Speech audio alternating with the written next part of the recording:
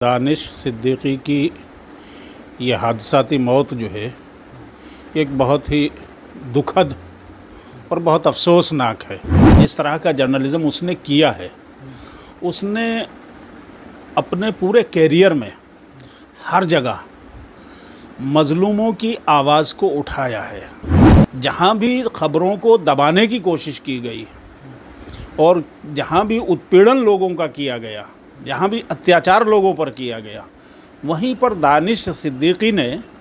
कुछ ऐसे फ़ोटोग्राफ लिए हैं कि सारे जराइम का पर्दा चाक कर दिया है। तो दानिश सिद्दीकी जैसे जर्नलिस्टों का इस तरह से खोया जाना अचानक,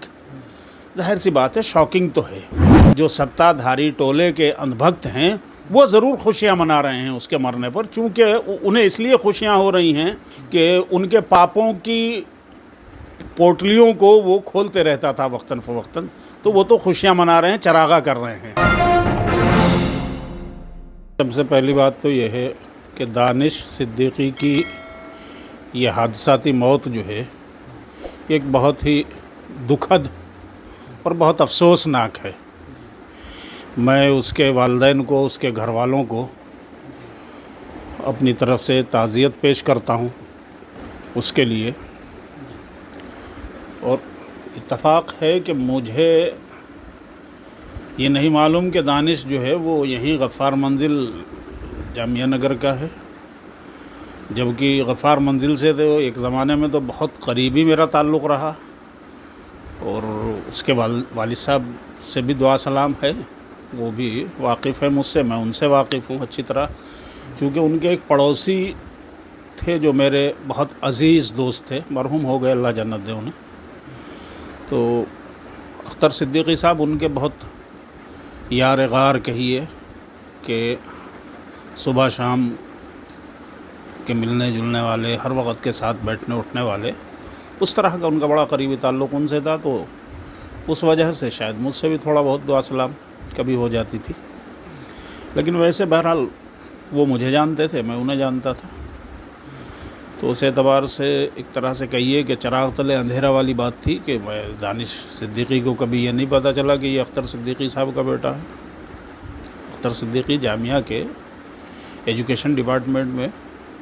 प्रोफेसर हैं और अच्छे मशहूर लोगों में रहे हैं जामिया के। तो अचानक इस तरह के हादसे में दानिश सिद्दीकी की मौत का हो जाना इसलिए भी अफसोसनाक, और मेरे लिए ज़ाती तौर पर इसलिए अफसोसनाक है कि मेरे एक वाकिफ़ का बेटा है वो और हमारे इलाके का है।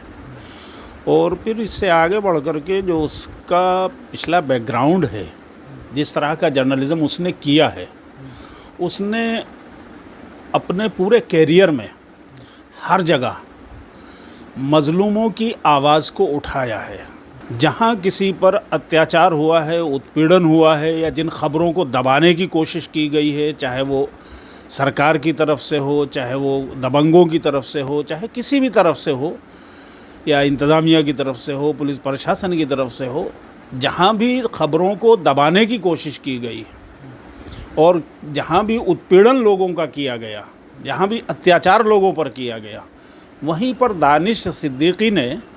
कुछ ऐसे फ़ोटोग्राफ लिए हैं कि सारे जराइम का पर्दा चाक कर दिया है। मिसाल के तौर पर मैं 2-3 वाक़यात आपको ज़िक्र कर सकता हूँ। दिल्ली के दंगों में जिस तरह से दिल्ली पुलिस ने फसादियों का खुलकर साथ दिया था, और एक तरह से मैं कह सकता हूँ कि उस वक़्त दिल्ली पुलिस का रोल बिल्कुल दंगाइयों का रोल था। यानी दंगाइयों में और दिल्ली पुलिस में आप जमुना पार के इलाक़ों में जो है कोई फ़र्क नहीं कर सकते थे। बस सिर्फ फ़र्क इतना था कि जो दंगाई थे वो बग़ैर वर्दी के गोलियां चला रहे थे, आग लगा रहे थे, लूटपाट कर रहे थे, तोड़फोड़ कर रहे थे, लोगों को मार काट कर रहे थे। पुलिस वाले वर्दी के साथ ये सारे जराइम कर रहे थे। तो वहाँ पर इस तरह के माहौल में दानिश सिद्दीकी ने कई फ़ोटोग्राफ ऐसे लिए हैं कि उसमें जो है प्रशासन के जुर्म की और दंगाइयों के जुर्म की परतें खोल दी हैं। ये बहुत बड़ा उसके जर्नलिज़्म का कंट्रीब्यूशन है इस कंट्री के लिए, इस मुल्क की एक इंसाफ पसंद और एक लोकतंत्र और एक दस्तूरी और जमहूरी एक ढांचे को बचाए रखने के लिए और इंसाफ की आवाज़ को बुलंद करने के लिए उसका एक बहुत बड़ा योगदान है। इसी तरह भी हाल में कोरोना काल में आपने देखा होगा कि वो जो गंगा के किनारे पर दबाई जा रही लाशें थी और उन पर नोचे जा रहे कफन थे, तो उनमें से पता लगा कि दानिश सिद्दीकी की बहुत सारी फ़ोटोग्राफी थी। जिन चीज़ों को दबाया जा रहा था, छुपाया जा रहा था, उन चीज़ों को दानिश सिद्दीकी ने खोला और वो राइटर का वो था। अच्छा, इसी तरह जामिया पर और शाहीन बाग में जब वो प्रोटेस्ट एजुटेशन चल रहे थे स्टूडेंट्स के, उस वक़्त आपको याद होगा कि जामिया पर एक लड़का जो अभी गिरफ़्तार भी हुआ है, जिसको अदालत ने ये कहा है कि ये कोरोना से भी ज़्यादा ख़तरनाक है, जिसने वो राम भक्त अपने आप को कहा बाद में कि मैं राम भक्त गोपाल हूँ, जिसने यहाँ करके जामिया पर गोली चलाई थी, तो गोली चलाते हुए उसके बिल्कुल ठीक सामने से जो पोज लिए हैं वो दानिश सिद्दीकी नहीं लिए थे। हालांकि पूरा ख़तरा था ऐसी सूरत में कि वो गोली उसके सीने पर भी आके लग सकती थी, लेकिन वो चैलेंज को कबूल करता था और एक तरह से चैलेंज को जो है वो कबूल करते हुए जो है अपने फ़र्ज़ को अदा करता था, और वो किया उसने। उसके फ़ोटोग्राफ उसने लिए जो पूरे मुल्क में आज दुनिया जिनको देख रही है और तमाम दुनिया में वो फ़ोटोग्राफ पहुँचे हैं, तो ये काम उसका था। इसी तरह और कई सारे हैं। तो दानिश सिद्दीकी जैसे जर्नलिस्टों का इस तरह से खोया जाना अचानक, जाहिर सी बात है शॉकिंग तो है, और इस मुल्क के जर्नलिज़म के लिए, और ख़ास तौर से वो जर्नलिज़म जो अभी तक सत्ता की का रखेल जर्नलिज़म नहीं बना है, बल्कि इंसाफ के लिए जर्नलिज़म करने वाले जो पत्रकार हैं, दानिश सिद्दीकी उनमें से एक था। राइटर के लिए काम करता था, उसको जो है एक इंटरनेशनल अवार्ड भी दिया गया था, पुलित्ज़र। तो वो जो है बड़ा एजाज़ था उसके लिए, और जाहिर सी बात है कि वो तो वर्ल्ड क्लास के फ़ोटोग्राफ़र्स में माना जाता था।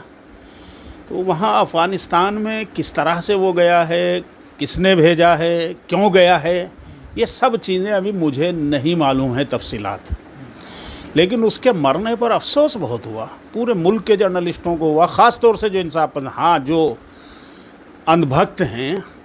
जो सत्ताधारी टोले के अंधभक्त हैं, वो ज़रूर खुशियाँ मना रहे हैं उसके मरने पर, चूँकि उन्हें इसलिए खुशियाँ हो रही हैं कि उनके पापों की पोटलियों को वो खोलते रहता था वक्तन फ़वक्तन, तो वो तो खुशियाँ मना रहे हैं, चरागा कर रहे हैं। लेकिन वो वहाँ क्यों गया, किसके साथ गया, किसने भेजा? ऑफिस के असाइनमेंट पर गए। हाँ, ऑफिस के असाइनमेंट पर अगर वो गया है तो वहाँ क्या अफ़गान सरकार के कांटेक्ट में रह कर के गया है? क्योंकि जहाँ दोनों तरफ से गोलीबारी हो रही है तो कोई आदमी वहाँ यूँ पैदल तो चल के जाएगा नहीं, वो भी एक दूसरे मुल्क में। और फिर दूसरी चीज़ ये है कि कल सोशल मीडिया पर एक बयान आया है अफ़गान तालिबान के तर्जुमान का, प्रवक्ता है उनका एक बयान आया है। वो ये कहते हैं कि हमें नहीं मालूम कि दानिश सिद्दीकी कौन था, ना हमें ये मालूम है कि वो कहाँ कौन सी फायरिंग के दरमियान मारा गया। लेकिन उन्होंने एक बात और इससे आगे कही कि लेकिन अगर अफ़गानिस्तान में कोई भी बाहर का जर्नलिस्ट आकर के रिपोर्टिंग करना चाहता है तो हमारी तरफ से कोई किसी तरह की पाबंदी नहीं है, बल्कि हम कहते हैं कि हमें इत्तला करिए, हम आपकी सिक्योरिटी का बंदोबस्त पूरा करेंगे। तीसरी बात उन्होंने ये कही कि हमारे किसी सोल्जर ने, यानी अफ़गान तालिबान ने या उनके लड़ाकों ने, किसी सिपाही ने कोई हमला किसी प्रेस की गाड़ी पर नहीं किया, कोई फायरिंग, कोई हमला किसी तरह का उन्होंने किसी प्रेस की गाड़ी पर नहीं किया। ये अफ़गान तालिबान के एक प्रवक्ता का बयान है जो कल दिन भर तमाम सोशल मीडिया पर चल रहा था, ट्विटर पर भी, फेसबुक पर भी, फला पर भी, हर जगह कल जो है बहुत वायरल हो रहा था। और दूसरी बात उन्होंने ये कही उसके साथ साथ कि हमारे किसी सिपाही ने किसी ऐसी गाड़ी पर भी हमला नहीं किया कि जो फौजी गाड़ी में हो और उस पर सफ़ेद झंडा लगा हुआ हो, चूँकि ऐसी गाड़ियों पर भी वो हमला नहीं करते। तो अगर उनका कहना ये है कि अगर किसी पत्रकार को आना था रिपोर्टिंग के लिए तो या तो सफ़ेद झंडा लगाकर गाड़ी पे आना चाहिए था, या हमें बताते तो हम उनकी सुरक्षा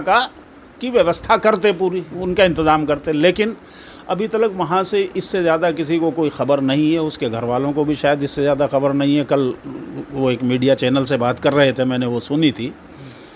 और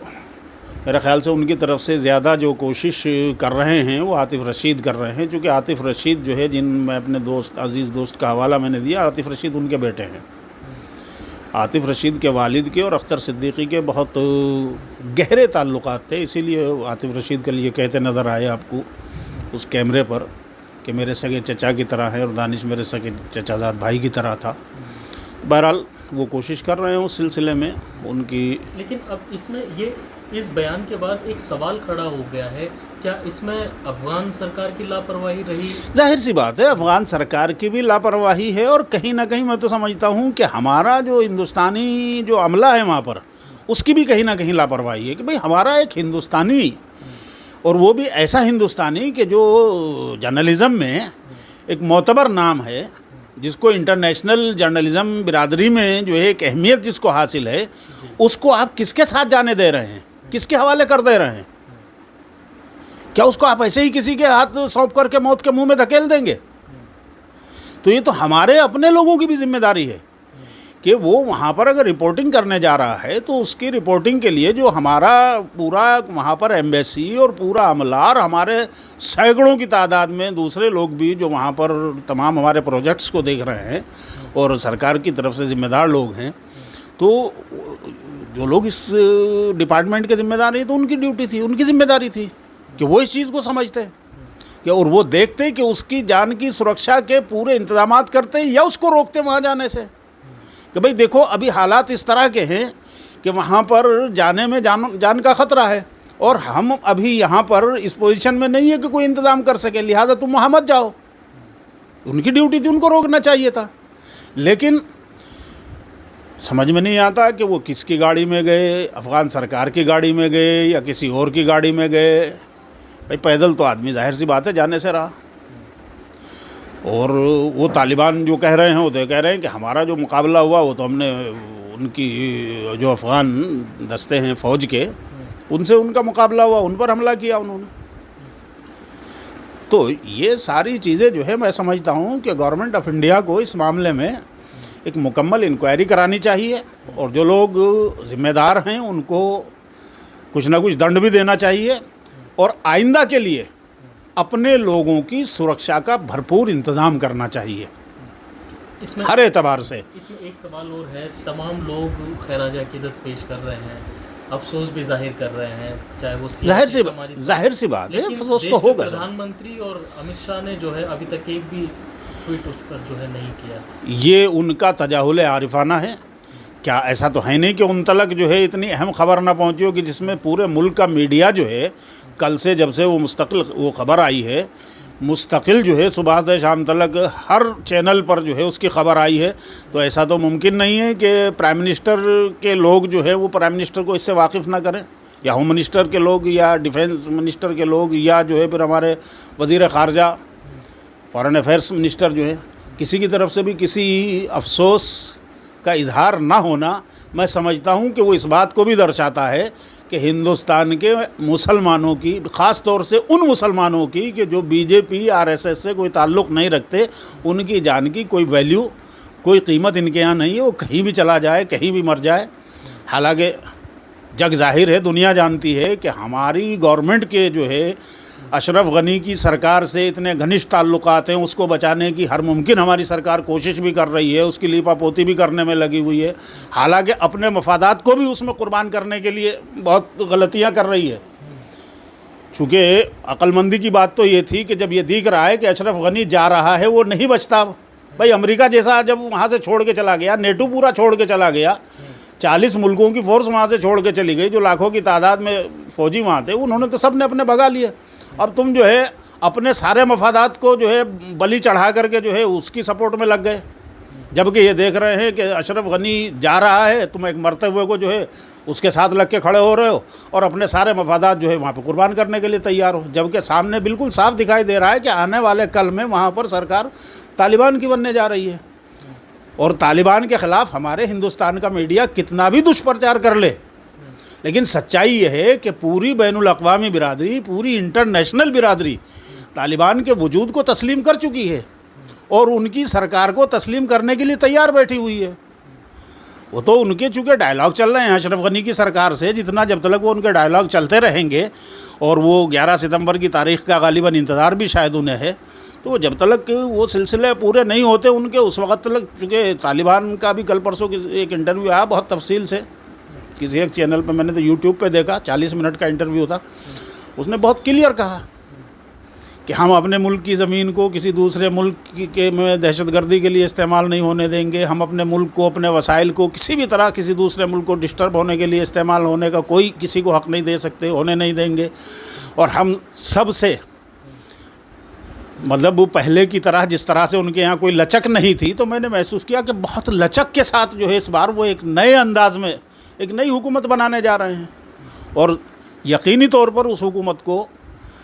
अब की बार कोई डिस्टर्ब भी नहीं कर पाएगा और दुनिया उसको तस्लीम करने के लिए पहले से तैयार बैठी हुई है। बयानात आ रहे हैं, रूस का बयान आ रहा है, फला का बयान आ रहा है, चाइना का, बरतानिया का बयान आ रहा है कि हम तालिबान के साथ काम करने के लिए तैयार हैं। तो इसलिए जो है मैं समझता हूँ कि हुकूमत हिंदुस्तान को भी अपनी पॉलिसी के बारे में भी सोचना चाहिए और ख़ास तौर से अपने हिंदुस्तानी शहरियों के लिए और अपने हिंदुस्तानी मफादात के लिए, उनके तहफ़्फ़ुज़ के लिए डूबते जहाज़ की सवारी छोड़ देनी चाहिए। वॉच एंड वेट की पॉलिसी अख्तियार करके कुछ दिन इंतज़ार करें और फिर अपना राब्ता करें जिधर जिसकी सरकार हो। सभी अहम खबरों के लिए न्यूज़ MX को सब्सक्राइब करें, साथ ही बेल आइकॉन को जरूर दबाएं। लाइक, शेयर, कमेंट करना ना भूलें।